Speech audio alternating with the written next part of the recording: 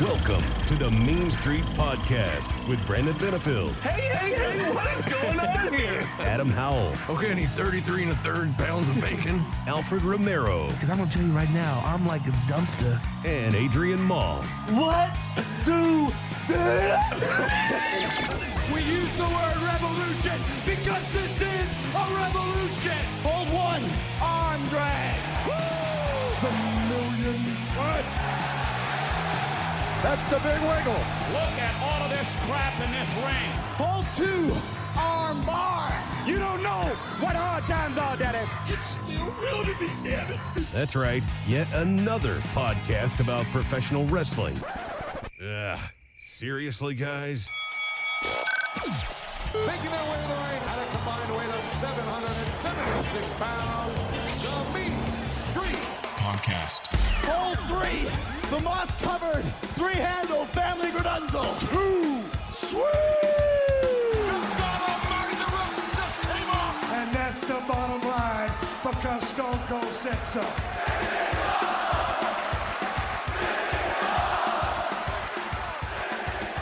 Hey, everybody, what's going on? This is the Mean Street Podcast. It's your pal, Brandon Benefield, a.k.a. B-Double, if you will. Not alongside, but across the interwebs from my brothers from other mothers. I'm seeing in the top left corner, A-Bomb 2 Sweet. What's up, buddy? Oh, you know what's going on. You know what's up. I'm on this mean street that leads to a dead end, ready to deliver some unbiased journalistic integrity to the masses during this quarantine self-isolation era of our lives. I'm raising the standard by silencing the falseness, and I'm ready for it, man. I'm ready for it. Wow. Sorry. I think Alfred, is he frozen or is he just messing with us? And I'm joined, not to my left, but probably to like my northeastish, maybe. I don't know. On the screen, he's to your south. Oh, okay. Alfred Romero, how are you? Oh, you didn't know? You're out to call somebody! Oh, Wow. It's me. It's the ALFRED. Alongside my fellow brothers, Brandon Benefield and Adam Howell. And we are the, I don't know how many time, World Wrestling Federation Tag Team Champions of the World. Glad to be here with you guys. Wow. That was awesome. Thank you. I've been practicing all day. Have you really? Oh, yeah, easily like 5 hours. That's not all day. I mean, that's part of the day. Well, that's still a good chunk of the day. Don't you have a job? Ooh. Awkward. This is honestly, though, this is more important if we're going to be honest. This is really my full-time job, to be honest with you. Just doing Well, this.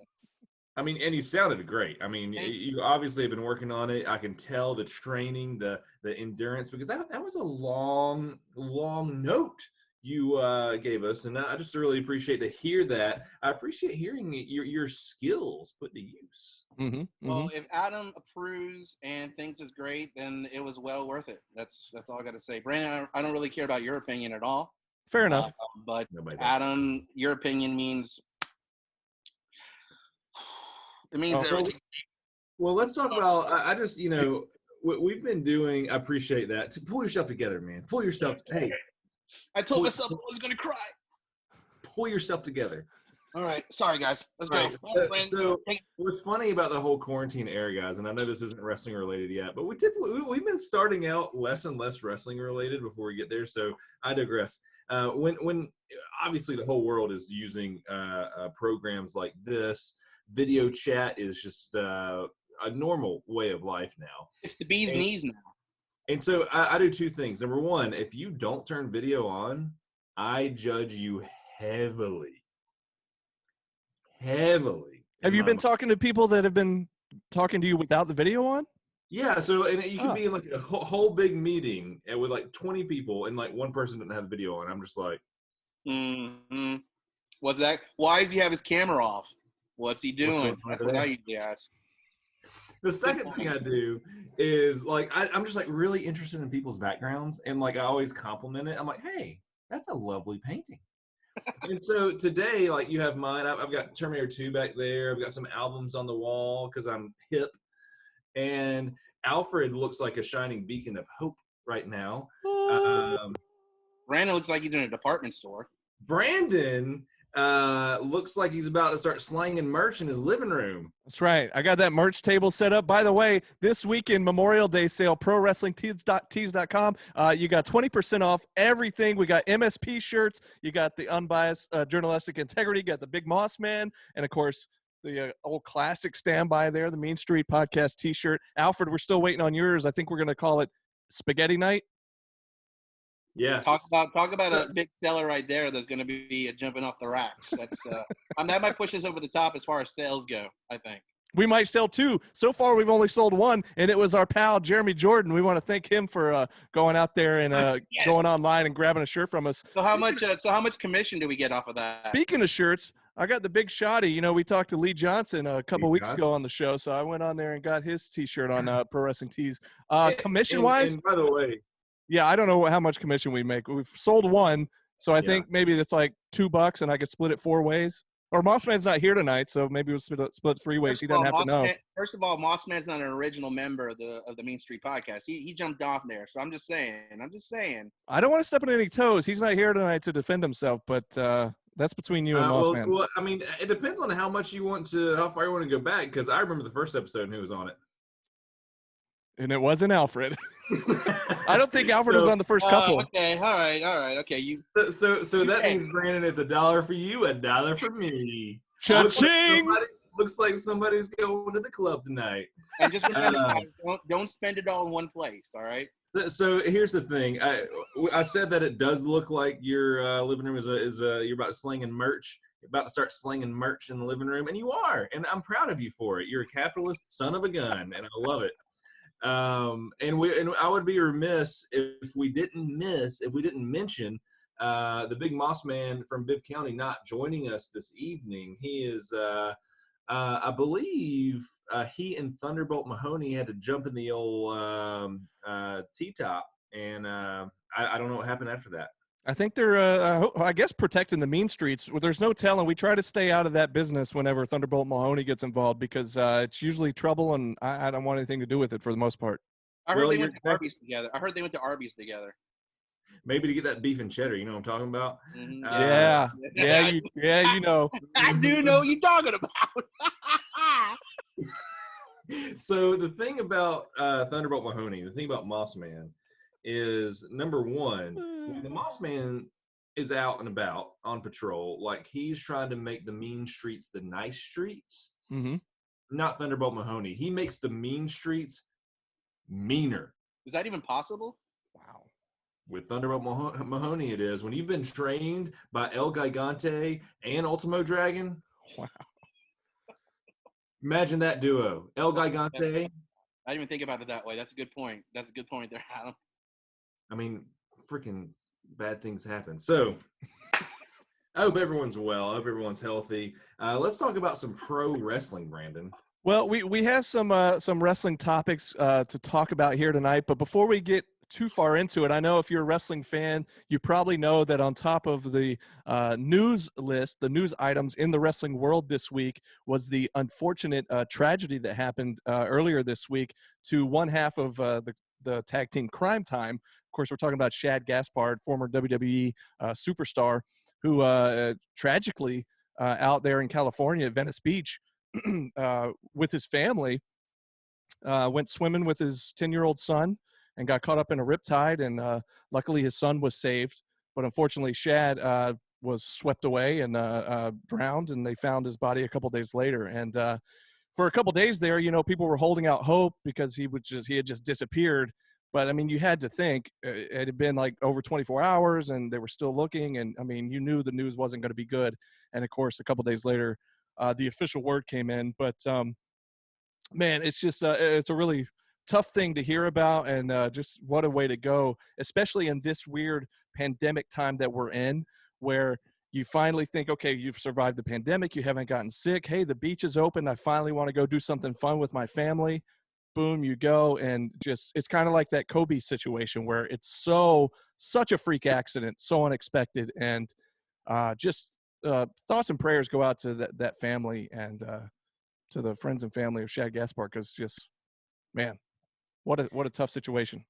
I know it is one of those freak things, man, and life is so fragile, so precious.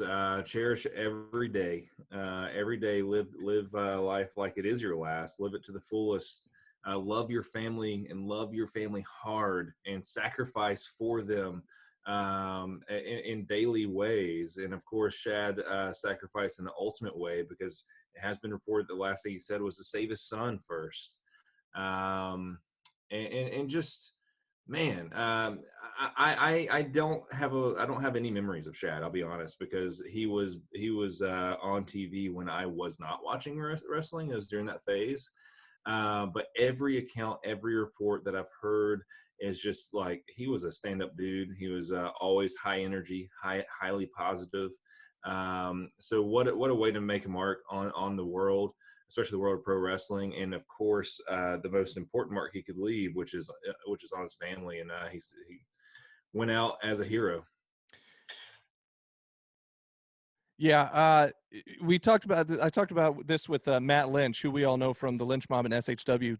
They're the tag team champs currently. And the last time I saw Crime Time was in a match against the Lynch Mob at a Next Generation wrestling show in Tennessee, and it was about a year ago. And I didn't actually realize they had still been, working on the indies or anything. And when I saw that, I was like, oh, that's pretty cool. And they, one of the Lynch Mob's family had streamed it on Facebook Live that night. And so I ended up watching it. And that was the last time I saw him. Of course, Matt Lynch was telling me, man, he, just like what you said, everybody has been saying what a great guy he was. And, they also, this week was the episode of Dark Side of the Ring talking about Owen Hart. And he's one of those kind of guys that you never have heard anybody say a bad thing about, which in the wrestling world is almost unheard of. And from all accounts, everything I'm seeing about Shad was the same situation where nobody has had a bad thing to say about the guy. In fact, one of the crazy things I learned was that a few years ago, he was off the WWE scene for a number of years, but he popped up on like TMZ Sports because he stopped an armed robbery at some store or something like that. And he was involved in like stopping it. And wow.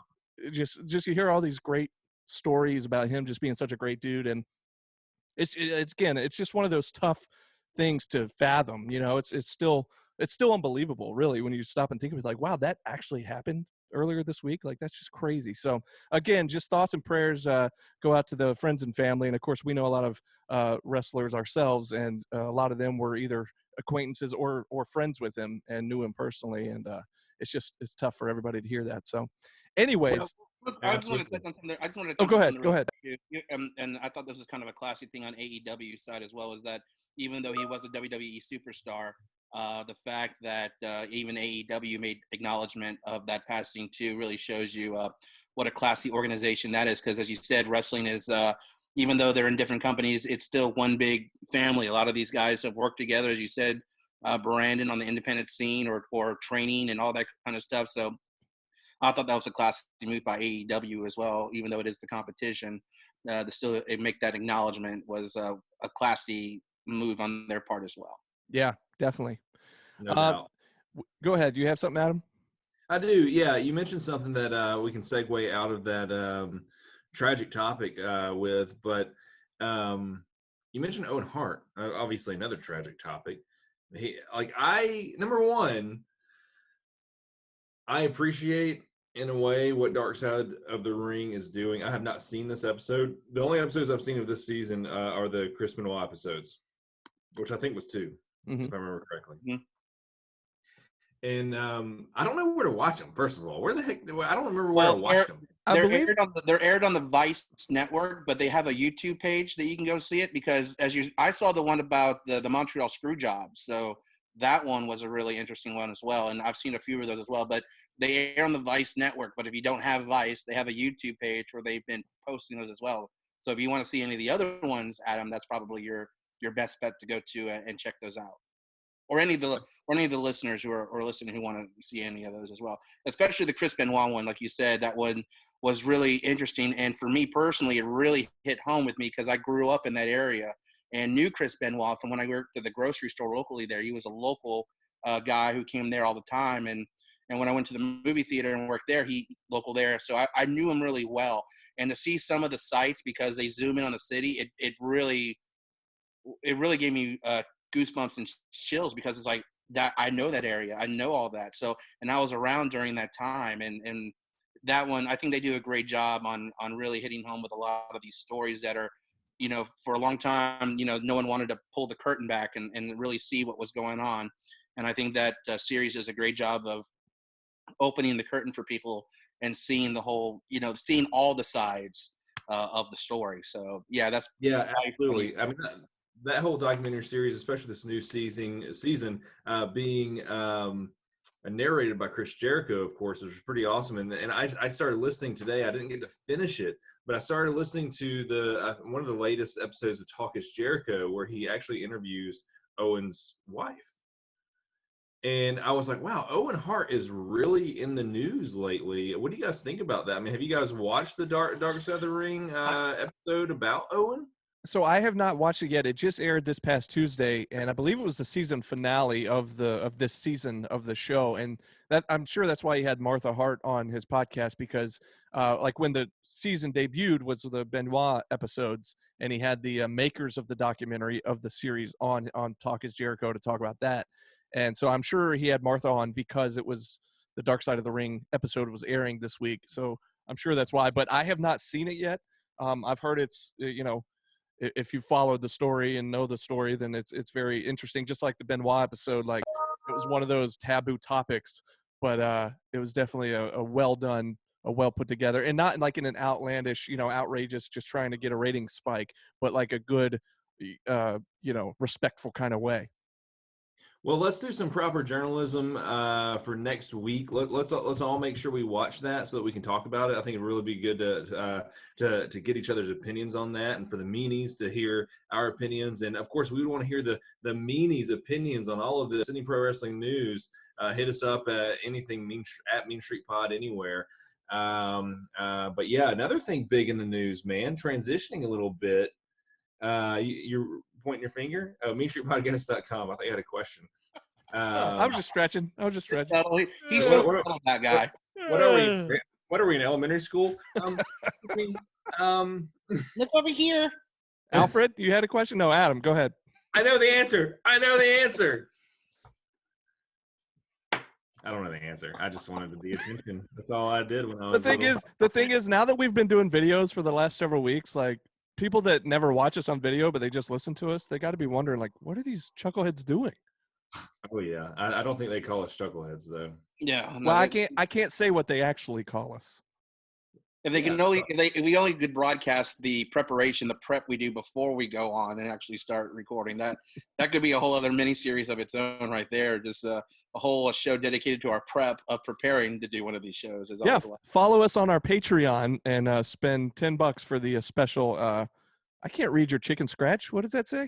This is the prep work that we do. This is three. Yeah. Now I know what it says.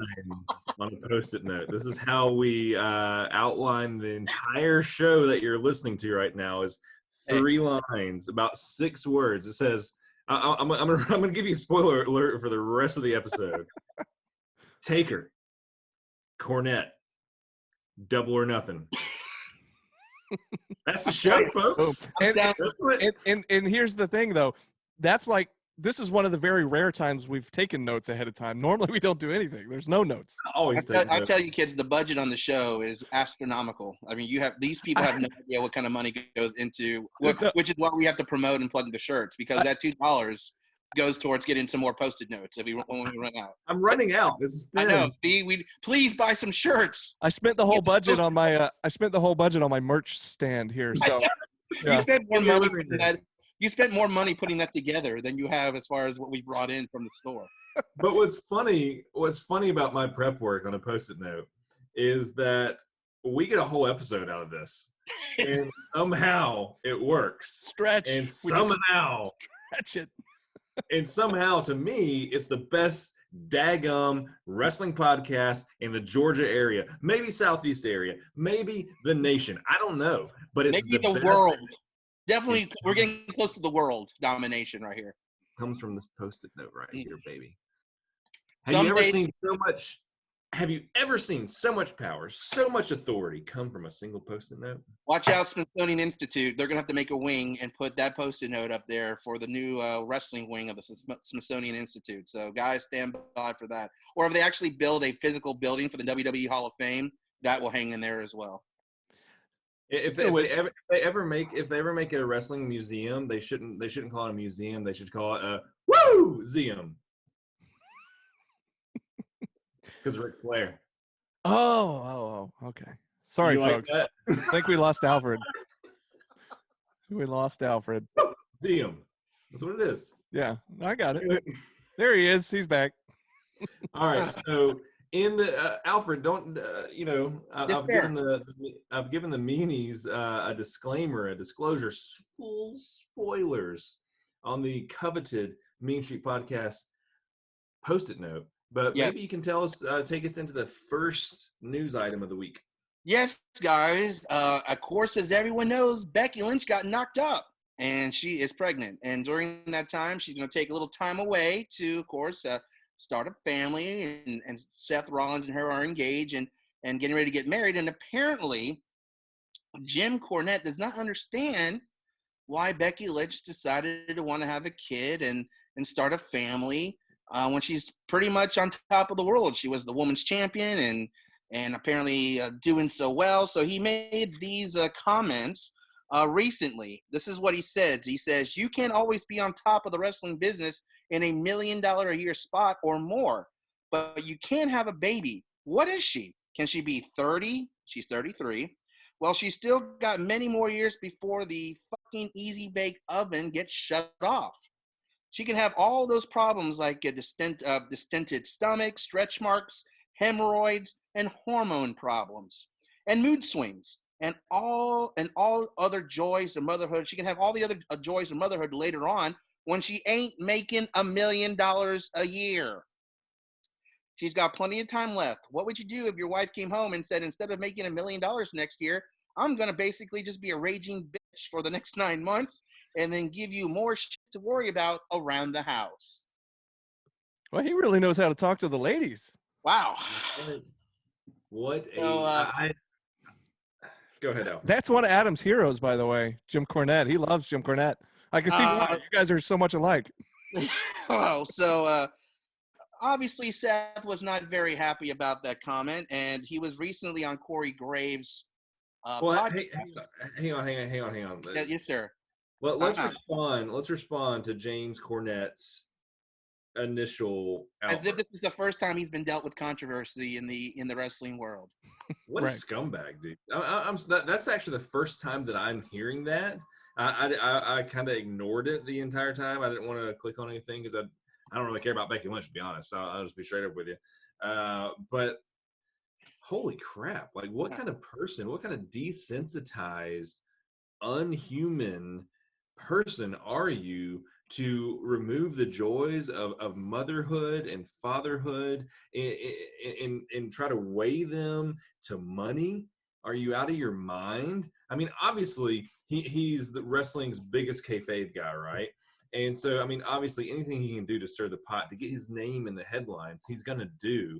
But that's kind of like, that's beyond taboo to me. And I disapprove of that. And I think that he needs to just pull the mic away from his face, man. That's horrible. Well, and the thing is, like, you think about the way the world is right now, it's so mixed and it's so split. Like, people think this way, people think this way, but like Jim Cornette has that mass following of people who share his thoughts, his ideas, and which is scary because he says stuff like that, which is just totally reprehensible and disgusting. And but the thing is, he's got a ton of followers, ton of people that listen to his podcast religiously, and I'm sure agree wholeheartedly with what he's saying, which is just scary. But the thing is that's crazy about it is not like Seth is some kind of like scummy, like bottom of the wrestler. I mean, I'm sure he's doing pretty well as well as far as monetarily. And look, I'm sure they came to the decision together to do this. And like you said, like that's her decision to make. And Jim Cornette had nothing to do with the making of this baby. So I don't really see why if it's any of his business or why he even had to make a comment about it, because it is very chauvinistic and really kind of shows a true colors of who he is. Instead of saying congratulations and good luck to you guys, it's what the hell are you doing? What the F are you doing? You're going to screw up your life because you're having a baby at the age of 33 instead of continuing to wrestle. And what's she supposed to do? Have a baby when she's 40? I mean, some people don't want to wait to have a baby. They're getting married and they decided to want to have a baby, and that's their decision. And really, he has no business, and nor does he need to comment about it. It really is none of his business. It's none of his business, and ultimately, logistically, it's way off too. Because if you've made millions of dollars already, then I think it's a great time to have a baby. That's awesome. Having a baby is not cheap, and I'm sure Becky is smart enough that she's got plenty of money in reserves and saved up. That look, if she was struggling to have money to afford to have a baby, then they would probably wait until they are financially able to do it. And they're in a situation where they're financially able to do it. And honestly, they have enough right now where they could easily retire right now financially. And on top of that, Seth has his wrestling school that would keep on going in popularity, especially if, let's just say they both leave the WWE just because they're retiring. This, for no reason I'm saying that. They could keep on going off the money that they've made, invested properly, saved properly. They could keep on going. And I mean, just imagine if Seth and Becky are at Seth Rollins' wrestling school. Like that wrestling school is going to do fine. And honestly, they could probably live off that. And also, other wrestlers have proven that there's life after wrestling. For instance, Lita is the perfect example. She currently doesn't wrestle, but she's on the road doing, tours and doing autograph sessions and doing other things to be able to, continue to make money and have a career after her career in the ring. So there's plenty of proof that you can still make a decent, affordable life living after your career in wrestling. Huge evidence of that. But Alfred, I have to say that because we've interviewed Lita on the Mean Street podcast, you can go back and listen to that older episode. Great episode. We refer to her as friend of the show, Lita. Oh, I'm sorry. Friend of the show, Lita. Alfred sometimes get a little selfish, and he'll be like, "My friend Amy" is what he'll say. My personal bestie. Yeah. But we like to say friend of the show, Lita, Hall of Famer, WWE Hall of Famer, Lita, friend of the show. So, anyway, BFF, don't forget. You're listening to the Mean Street Podcast, brother. It's still real to me, damn it. To the point where even producers are starting to feel really awkward, like videoing their fights. I wonder how old it is, because they filmed the show like way in advance. Like, I don't know. I just read this online like the other day. Oh. Apparently they said they can't even because also like the sister and their boyfriend are living in the same house, and he's all bitching and complaining about that they don't have time to be alone, to have their own alone time, because they're still there, and apparently Daniel is asking them to kick him out. And Brie doesn't want to do that because it's her sister. You know what I mean? So the thing is, and folks, if you're just joining us back, I see we're recording. What we have to do is commercial break. We have to commercial break for the merch store. Is that what happened? So what we have to do is we have to separate it, because the program we're using only allows so many minutes, and so we have to. Because I ain't paying for the unlimited. Hang on, Alfred. I want to speak to your point. So basically what happens is we just start shooting the crap, and we should be recording because it's 7:30 now, and I want to go and watch some wrestling. But what happens if we love each other so much that it's such a strong word, love. I mean, that we just start. We love each other so much that we just start talking about wrestling. And Alfred there, of course, was talking about the Bellas and maybe some marital problems that Brie and Daniel Bryan are having. And here's all I'll say to that before we segue back to what we were talking about. Sorry, I didn't know we were.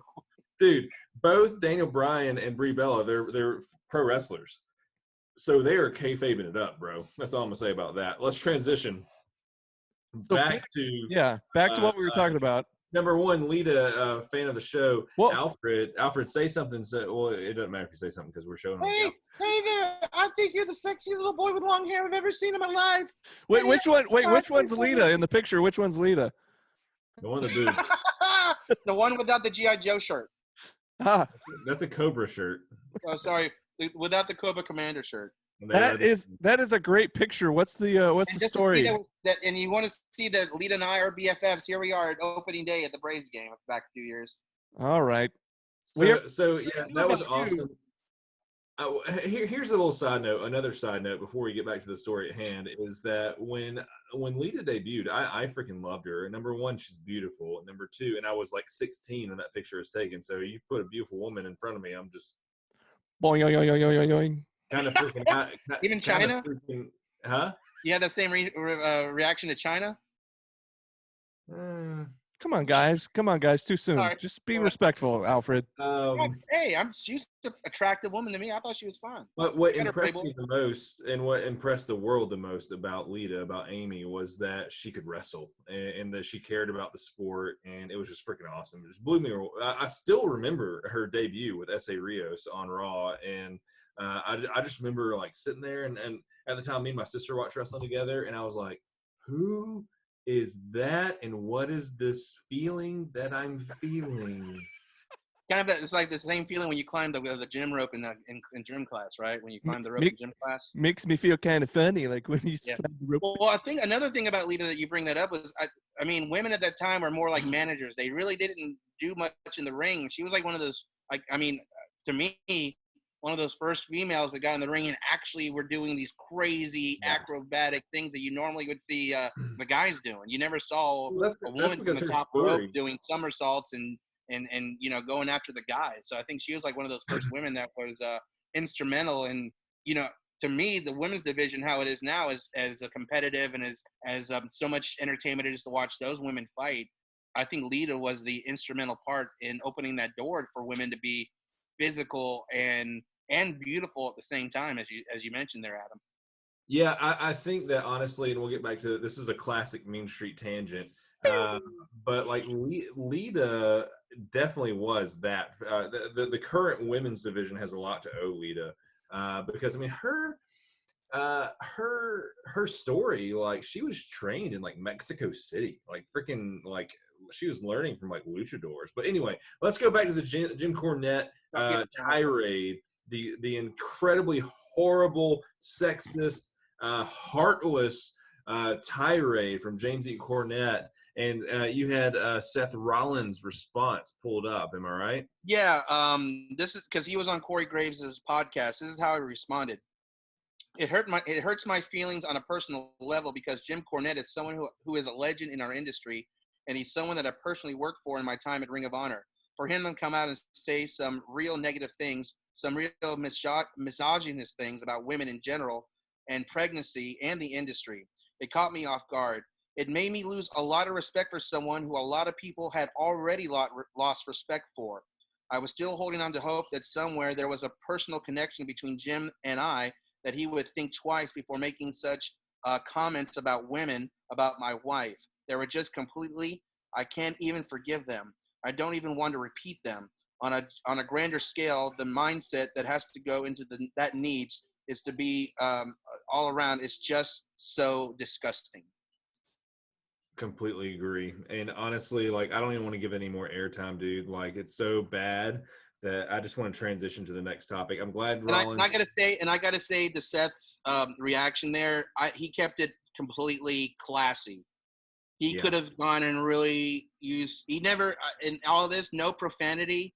He didn't use any kind of words to really, even though he was expressing his opinion. He kept it very, I think, classy. Unlike Jim's comments that were obviously a lot of profanity and a lot of crazy things that he said that's very insultful to her. I think Seth did a great job of expressing his opinion in a way that was very. I think he looks like the bigger person in this whole situation, obviously, because the way he addressed it. Yeah, we can move on from it, but I mean, it's just one of those things now at this point with Cornette. It's like, it's expected. Like, you're almost numb to it for him to say anything controversial or cuss or have a foul mouth. Like, it's just, at this point, everybody expects it, and it is what it is, and he's an ass, and let's move on. So what's the next topic? Alfred, what's the next topic up for bid? Well, here it is, Adam. It's The Undertaker. So that's right, gentlemen. The WWE Network doing a great. Everyone seems to be doing docuseries now. It's the thing to do. And the latest interesting docuseries that I've been checking out is on the WWE Network, dealing with The Undertaker. Gentlemen, what are your thoughts? Have you checked it out? And what do you think so far? So let me just touch on this real quick. So the whole rest of the world, and Adam, as you and Adrian refer to it as sports ball, the whole rest of the world that's into sports ball has seen this docuseries with Michael Jordan and the Bulls from the 1990s. Called, I know him. Yeah, you know who that is? Yes. He's kind of a big deal, even outside of sports ball. Apparently, he's the GOAT. He's the GOAT. It's because Matt Cardona, formerly known as Zack Ryder, is the Michael Jordan of wrestling figure collecting. So I had to do some research. Who is this MJ? Who is this? So tell us about this Last Dance. Well, so the Last Dance is the series that they did on disco? the. Is that about disco music? Disco music? Disco Inferno, but that's a whole. We'll get to that in a minute. But yeah, so this whole show, The Last Dance, is the docuseries about Michael Jordan and the 1990s Bulls, and it has taken over the sports world because, of course, during this pandemic, there's no live sports, or at least there hasn't been up until the last week or so. So anyways. Come back, gentlemen. NASCAR has returned.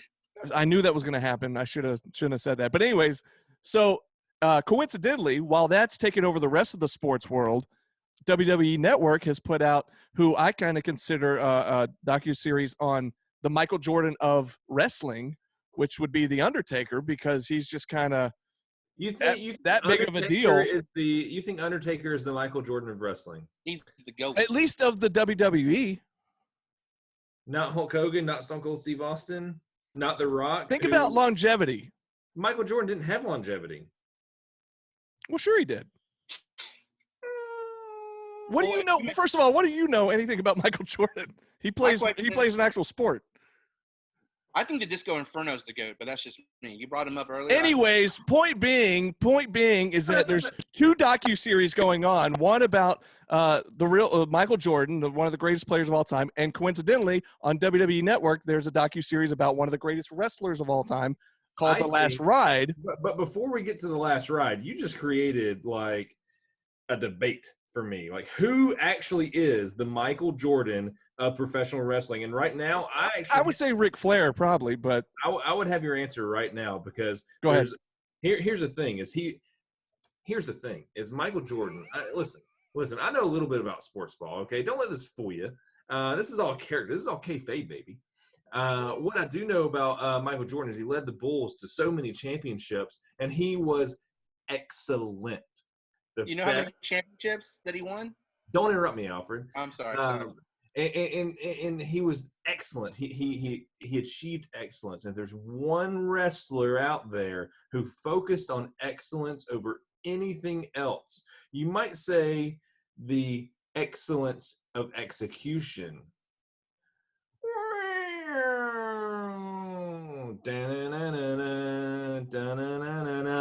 Bret the Hitman Hart is the Michael Jordan of professional wrestling, in my humble opinion. In WCW? No, in just pro wrestling. Oh, okay.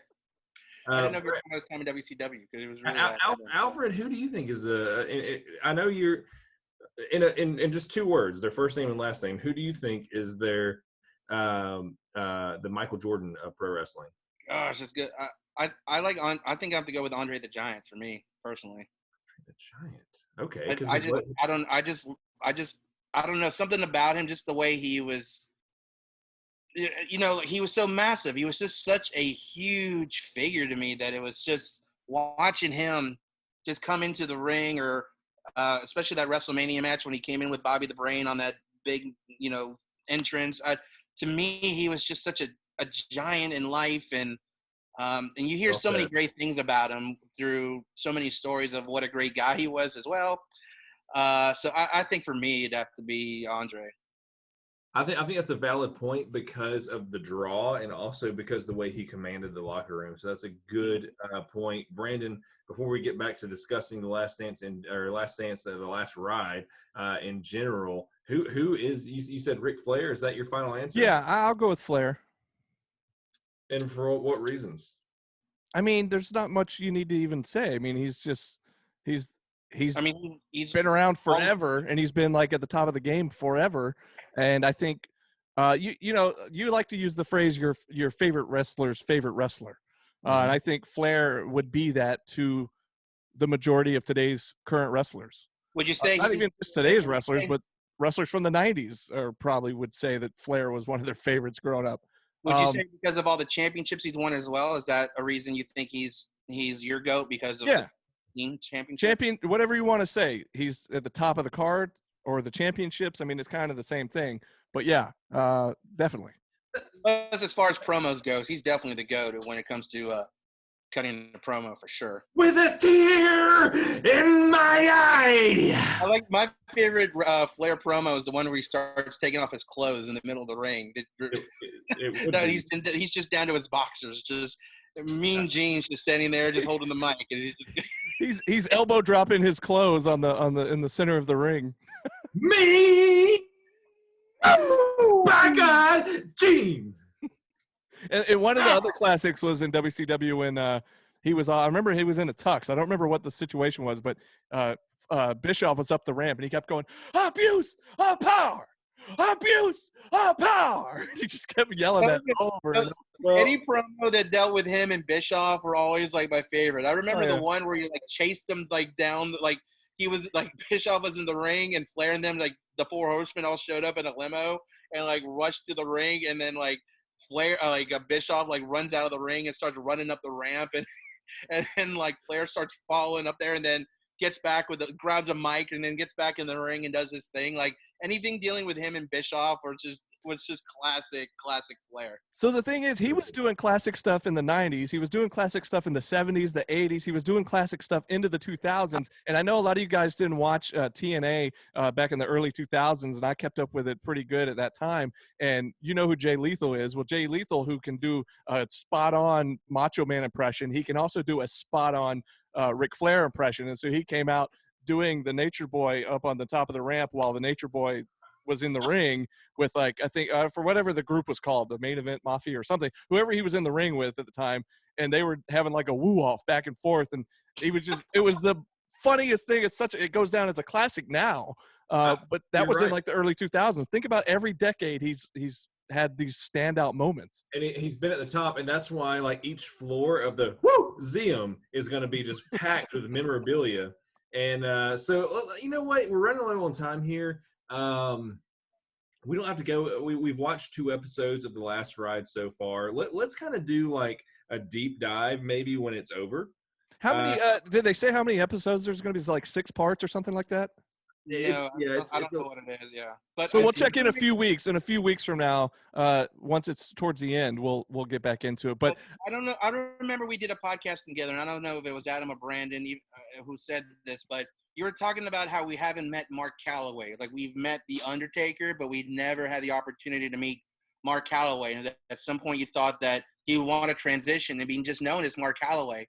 And during this documentary, at least the first couple of episodes that we've seen, we finally get to meet Mark Calloway. Like he really talks about the experience of playing the character of The Undertaker and even everything he did before he became The Undertaker. So I think, as you mentioned, this is his great opportunity to kind of introduce to the WWE universe Mark Calloway.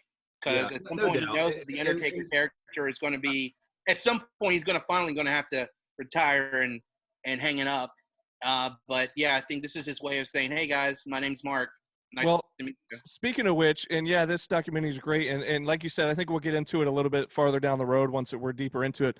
But real quick, you talked about retiring at some point. Did I just read, and is there truth to this, that he just signed a 15-year contract extension with WWE?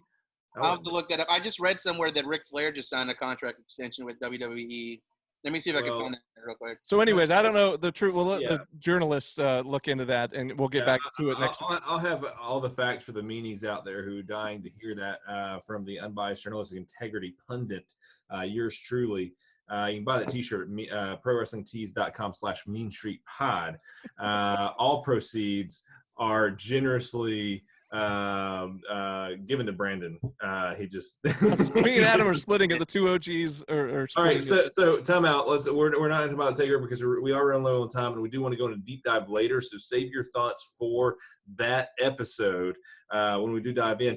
This coming Saturday, however, transitioning into our final Post-it note topic is Double or Nothing coming up this Saturday. Brandon, you want to pull up the card? You want to talk about that? Yeah. Is there anything that we should be looking forward to? Your opinion?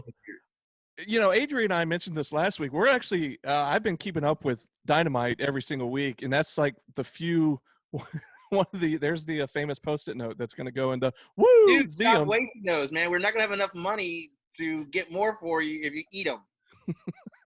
That's like another 2 shirts we got to hopefully sell, buddy. Come on. He's hungry. All this talk about spaghetti nights got him hungry. So last week, Adrian and I talked about still being into AEW and like actually keeping up with it on a regular basis. So I don't think you've really kept up with it a whole lot. Yeah. Oh, I'll watch it. You said you were kind of having trouble really liking it. Listen, I'm watching you on my screen. I watch AEW. Sometimes I watch things I don't like. Wow. That hurt. That one cut me. That was such integrity. That one cut me. Buckets. There it is. Buckets. Don't make basketball references. You don't know nothing about. You don't know nothing about sports. Field goal. Anyways, so I'm really looking forward to Double or Nothing. Double or Nothing is coming up this weekend, and just to give a quick rundown of the card, in case you don't know, they have a match called the Stadium Stampede, which is going to be the Inner Circle taking on the Elite with Matt Hardy. And as you know, they're in Daly's Place. They've been taping all their shows in Daly's Place the last few weeks, and they're right next door to the Jaguars stadium, football stadium. And so apparently there's going to be a ring on the 50-yard line, and it's just basically like an all-out anything-goes match that can take place anywhere inside the stadium. So who the hell knows what's going to happen? If you saw the end of Dynamite, it's like their version of Money in the Bank when they're at the WWE headquarters. Well, no. They have they actually do have a casino ladder match, which is actually more like a Money in the Bank match. It's basically, from what I could tell, looks like a Money in the Bank match. It's going to be 9 competitors instead of it being a briefcase with a contract. It's like a poker chip, I believe, and it's the same situation. I don't know. You know how Money in the Bank, you can pick your time, any place, anywhere. To cash in. I don't know if that's the case with this. All I know is that it's guaranteed for a AEW title shot at some point, but I don't know if it's like an anytime, anywhere situation like Money in the Bank. But that's going to be going on. There's a couple of big women's matches. Of course, one of the big deals is. Wait, what do you mean by big women? You know what I'm saying? The AEW Women's Championship will be on the line against. I wasn't even going to bring up Sheeta because you're just going to like talk trash about it, and I don't have Mossman. I don't have Mossman here to back me up about liking Sheeta, so I was just going to kind of blow past it. One of the big topics, though, that's in the whole wrestling world has got everybody buzzing, or the whole sports world has been buzzing about, is that Mike Tyson will be showing up to present the first ever TNT Championship belt, which will be fought over between Cody and Lance Archer. Okay, just some a few little tokens of thought here, maybe from everyone. What do you guys think about this? I definitely see the resemblance to what was it, WrestleMania 15? 14, I think. 14. Like having Mike Tyson back then, it counted a lot. Now, of course, Mike Tyson has been training like crazy. That those videos are all over the sports world right now, and social media. People are talking about the fact that he just still looks like the killer Mike Tyson, baddest man on the planet. How relevant is he right now, and is this good for AEW to bring in Mike Tyson, who so famously helped WWE beat WCW in ratings? Is it like, what are they doing?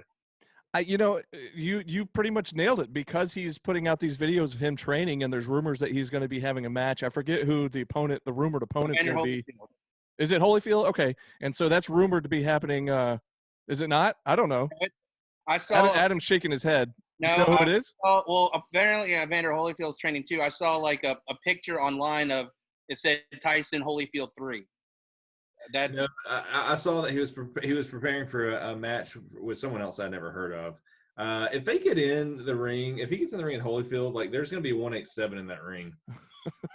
Well, whoever it is, the point is that he has been training to be in a boxing match at some point this year. That's the rumor. I don't know who it is exactly, but to your point, these videos have gone viral. Yeah, he's back in in front of everybody. Everybody's seeing these videos, and of course, I think to today's generation, he's probably more known as from the Hangover movies, and those are at this point those are like 10 years old. Hey, listen, he's a WWE Hall of Famer too. Don't forget about that. Now he's. Well, that's the thing. I still think he's a draw. He's a big name, and that's the only reason they're having him out here is because he's a name that everybody's going to go, wait, what's Mike Tyson doing on this pay-per-view? What is this? What is this pay-per-view? I think I'll check it out. And so there was a lot of rumors ahead of time that they might be bringing in Sting to present the title, which I just didn't see that. Stang.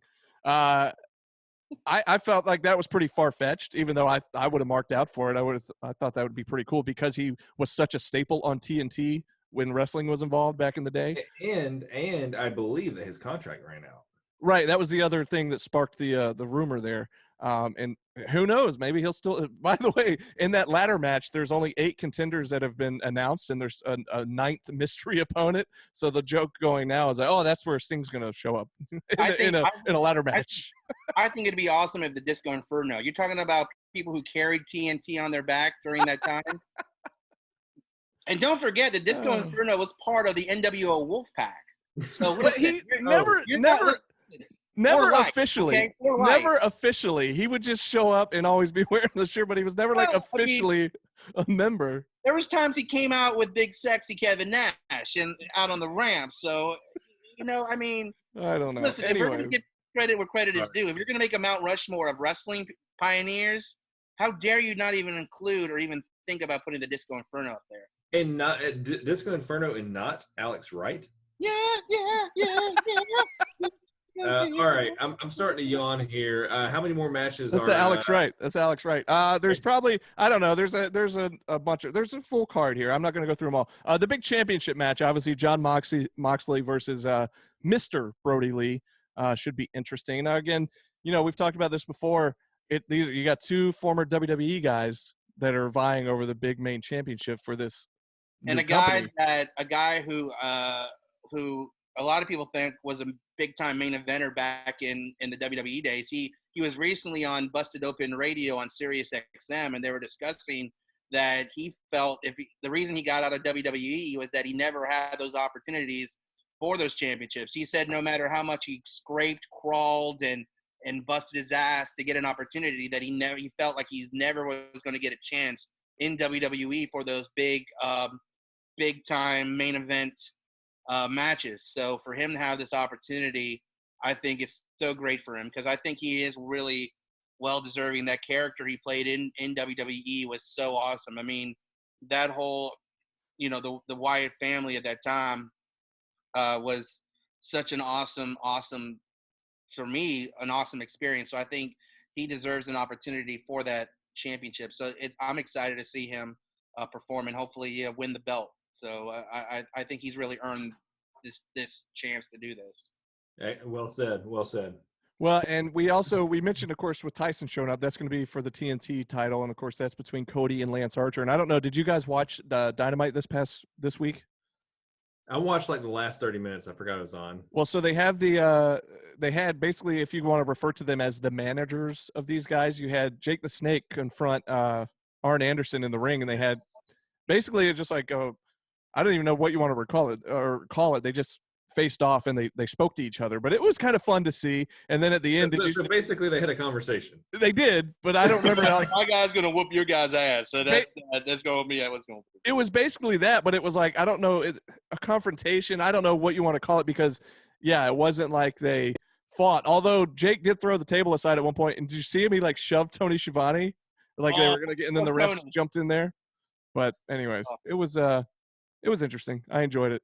Tony has some tough times there at AEW in the announce booth, man. He's you know, Britt Baker ripped him up on the boat, and now he's getting pushed aside by Jake the Snake. I mean, yeah, that he's getting no respect there, no respect at all, as Rodney Dangerfield used to say. Just real quick. So Adam has done this before, where he pretends to freeze, but on my screen he actually is frozen. I think.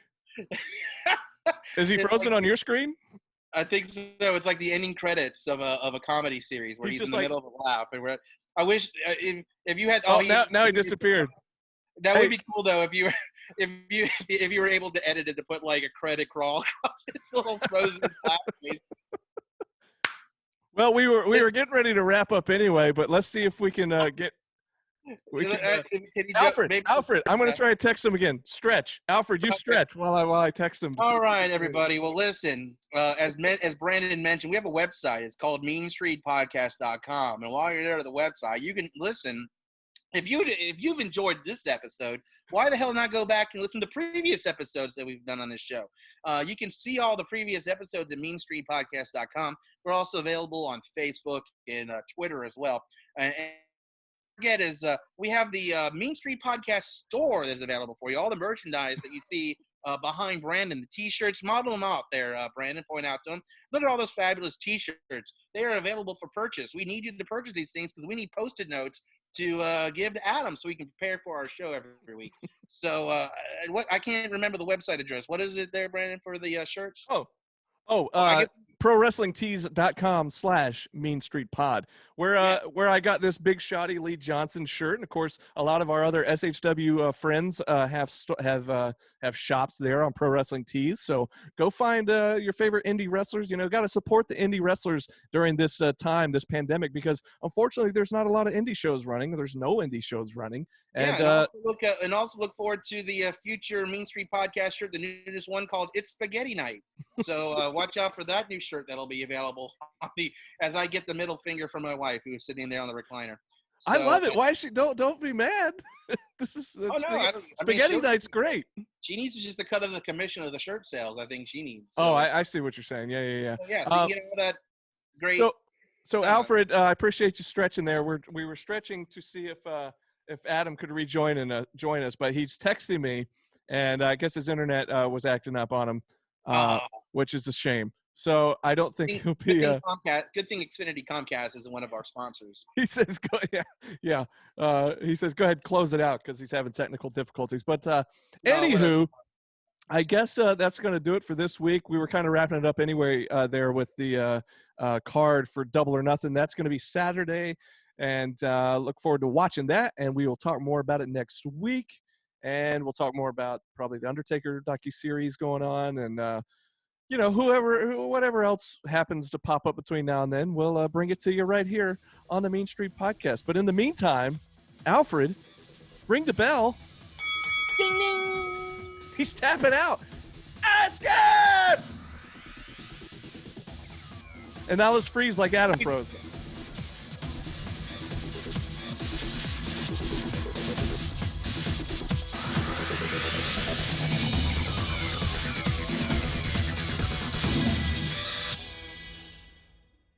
How long do we hold this? We're good. Okay. Awesome, man. Right. Oh, wait. No, wait. He's coming back. Oh, Adam's back. Hang on. Hold on, you gotta invite him into the room. This can be. We'll save this for the post credits. We just rang the bell. We just rang the bell. Woo! But this can be the post credits. Adam just came back. He had technical difficulties, but there he is. Where'd you go? I think it was the El Corona, the guy that's been trying to plague us. Yeah. Shut down the entire world. I think he just put a virus on my router. Well, do you have any final words? We're in the post-credit scene right now. My post-credit scene is I'm still working on my click collection. Can't wait to talk about it on the air. And I'm looking for that 123 kid, Hasbro, baby. Jeremy Jordan, we're talking to you, buddy. Make it happen, Jeremy. All right. Well, that does it. And we'll see you next week. Bye. Hey, I got you.